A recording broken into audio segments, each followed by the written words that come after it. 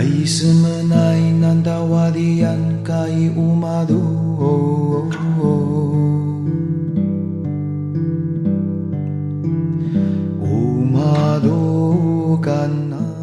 Bonjour à tous, vous êtes toujours sur les ondes françaises de Radio Taïwan International.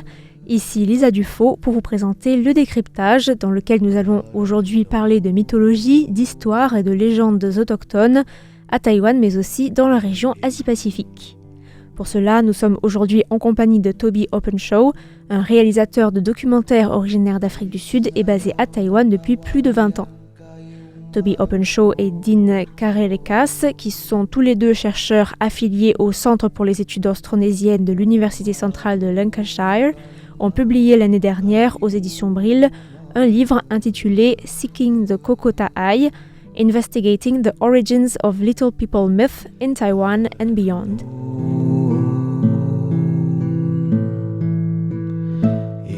Il s'agit d'un ouvrage pluridisciplinaire qui fait le point sur l'état actuel de la recherche autour d'un mythe que l'on retrouve chez presque tous les peuples autochtones de Taïwan, celui d'un petit peuple ou de petites personnes que les peuples autochtones formosans de langue austronésienne auraient rencontrés lors de leur arrivée. Toby Openshaw s'intéresse à ces mythes depuis plus d'une dizaine d'années lorsqu'il est allé filmer un rituel du peuple Saïsia qui vit dans les comtés de Hsinchu et de Miaoli. J'ai entendu parler des Saïsia, qui est un des groupes autochtones les plus petits en termes de population, avec seulement 7000 personnes environ, à travers le rituel Pasta'ai. C'est un rituel biannuel d'expiation pour apaiser les esprits d'un groupe de petites personnes à la peau sombre et aux cheveux bouclés que les Saïsia auraient rencontrés à Taïwan il y a très longtemps et auraient accidentellement exterminés. Dès que j'ai entendu parler de cette histoire, ça m'a beaucoup intéressé et je me suis demandé si cette histoire avait une origine réelle, surtout parce qu'il y a des histoires similaires partout à travers le Pacifique. Nous savons que les peuples de langue austronésienne ont voyagé et traversé l'océan pour peupler les différentes îles du Pacifique. Donc j'ai trouvé fascinante l'idée d'une histoire qui voyage depuis Taïwan.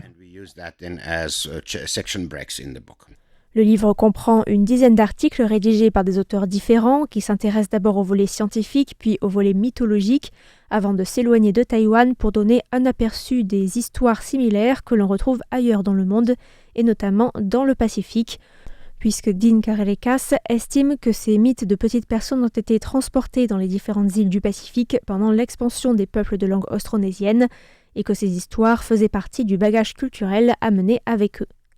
L'ouvrage commence par un article du linguiste Paul Lee, académicien de l'Academia Sinica à Taipei, qui fait un état des lieux des preuves actuelles en rappelant les différentes sources, chinoises et hollandaises d'abord, puis japonaises. Ce sont les chercheurs japonais qui ont documenté pour la première fois des histoires formosanes mentionnant ces petites personnes, et c'est un certain Adati qui suggère en 1906 que ces petites personnes pourraient faire référence à des populations négrito, un peuple qui appartient à un groupe d'hommes et de femmes à la peau sombre de petite taille qui vivent en Océanie et dans le sud-est de l'Asie et notamment aux Philippines encore aujourd'hui. C'est un point de données, un seul spécimen, donc il est pour l'instant impossible de dire s'il y avait une large population de Négrito à Taïwan. Selon le modèle Out of Africa, des populations ont quitté le continent africain en longeant la côte et en traversant l'océan Indien pour ensuite descendre dans une région que l'on a appelée le Sundaland, une vaste région de terre où le Myanmar, les Philippines, Bornéo, la Sulawesi étaient tous connectés entre eux puisque le niveau de la mer était, pendant la période glaciaire, bien inférieur à aujourd'hui.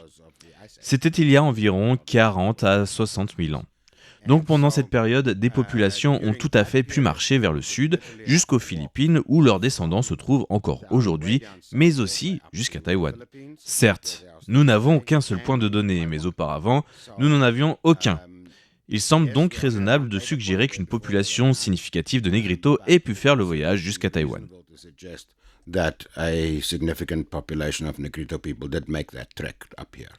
Il faut savoir que les plus anciennes traces de présence humaine à Taïwan remontent à il y a 30 000 ans, avec une absence de traces archéologiques entre 15 000 et 7 000 avant le présent, date qui correspond à la période pré-céramique. Un seul set de restes humains de cette période pré-céramique a été retrouvé pour l'instant. Il s'agit des restes d'une femme découverts dans une des grottes Xiaoma. Des restes qui se distinguent des autres restes humains préhistoriques à Taïwan par la position funéraire, la chronologie et les objets ou encore les dents et les caractéristiques du crâne. Trouver d'où viennent ces mythes de petites personnes, mais aussi si ces personnes sont liées ou non au Négrito est en fait la question centrale de l'ouvrage, qui aborde également le sujet d'un point de vue archéologique. Le second chapitre a en effet été confié à l'équipe archéologique qui a étudié ces restes humains issus d'une fouille réalisée il y a plus de 30 ans. Il y a plusieurs années, des restes humains retrouvés il y a une trentaine d'années dans les grottes Xiaoma sur la côte sud-est de Taïwan ont été analysés et se sont révélés être des ossements d'une femme Négrito, un peuple de petite taille que l'on retrouve encore aujourd'hui aux Philippines par exemple. Après cette découverte qui prouve pour la première fois qu'il y a eu des Négritos à Taïwan, je me suis immédiatement demandé si cela pouvait signifier que le petit peuple dont parlent les légendes autochtones de Taïwan font en réalité référence à des Négritos. J'ai alors commencé à inviter des auteurs, des chercheurs pour écrire des chapitres sur l'état actuel de la recherche sur ce sujet. Ce livre n'affirme pas qu'il y a eu une population de Négritos et qu'ils sont à l'origine de ces mythes, mais simplement que c'est une possibilité. Je voulais vraiment que ce livre soit un travail multidisciplinaire avec des archéologues, des anthropologues, des linguistes, des spécialistes de l'ADN, ainsi que des spécialistes du folklore. Si on se penche sur l'ethnographie et sur ce qui a été écrit sur le sujet, il n'y a vraiment pas grand-chose. Les plus anciens écrits remontent au début du 19e siècle, où des personnes qui sont allées à Formose ont écrit « Les gens me disent que les gens de la montagne racontent que les petites personnes existent toujours ». Mais c'était toujours des témoignages de seconde ou de troisième main. Un ethnologue japonais a écrit quelque chose mais rien de très concluant.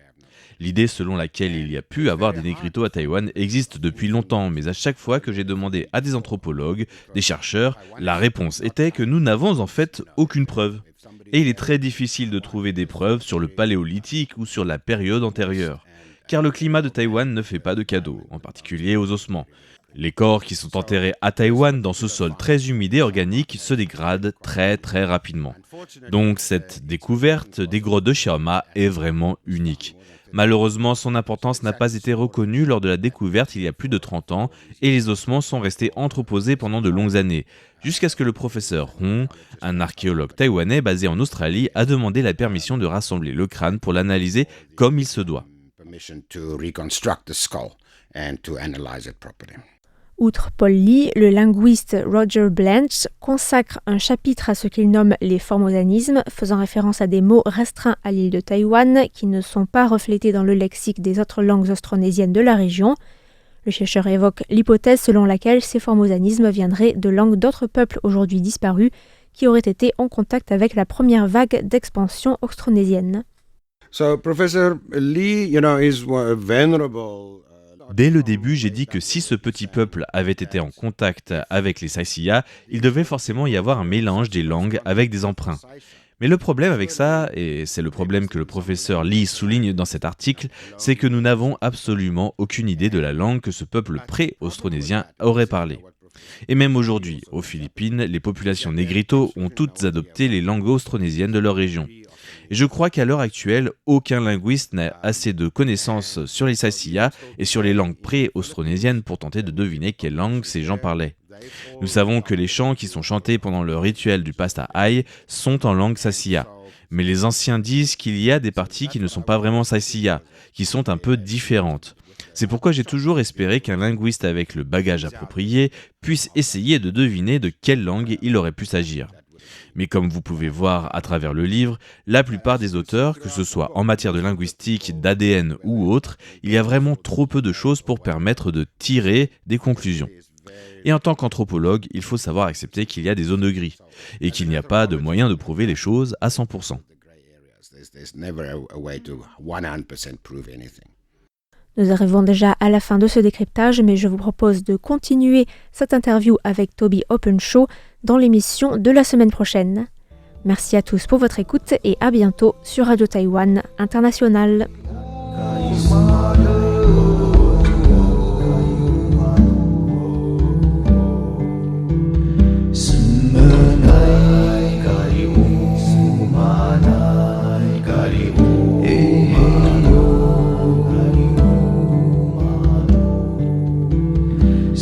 Menai karimu